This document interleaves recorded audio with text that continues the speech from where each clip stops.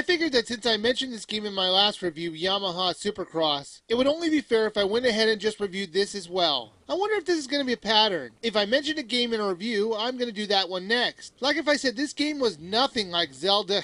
Okay, that's just mean. No, I'm never reviewing Zelda, no matter how many times you guys request or demand it. If you want to see a review of a Zelda game, then just go watch the other million reviews of the game. I think it's been pretty well covered.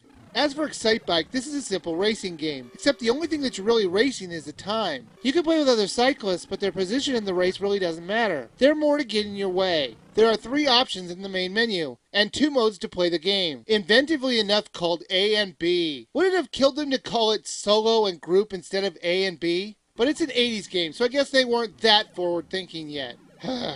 Let's start with the A mode, also known as solo play. They give you tracks with 4 lanes. You can switch between lanes at any time by pressing the up and down buttons. You use the 2 button to accelerate at normal speed, and you hold down the 1 button to turbo up your speed even further. Now you'll have to watch your temperature gauge when you do this, because if you hold down the turbo button too long, you'll overheat your motorcycle, and you'll have to wait a few seconds for it to cool down to get back to racing. The 5 tracks go from basic to really complex. You can get through the first 3 tracks fairly easily, but the 4th track you'll need to do it a couple times to really get it down. But the 5th track is just brutal to complete with a good time. The solo mode, A mode, can get very boring fast. But to be fair, it's more of a practice mode anyways. That brings us to the B mode, or as I call it, group mode. You race against other racers. There are only 3 of them when you start a race, but apparently they must go in groups, since if you pass all the racers you started off with, you'll run into even more of them. However, since your objective is not to beat them, but to get the best time for the track, it's okay. The other racers will get in your way often, and can get a bit problematic when the tracks get a little narrower.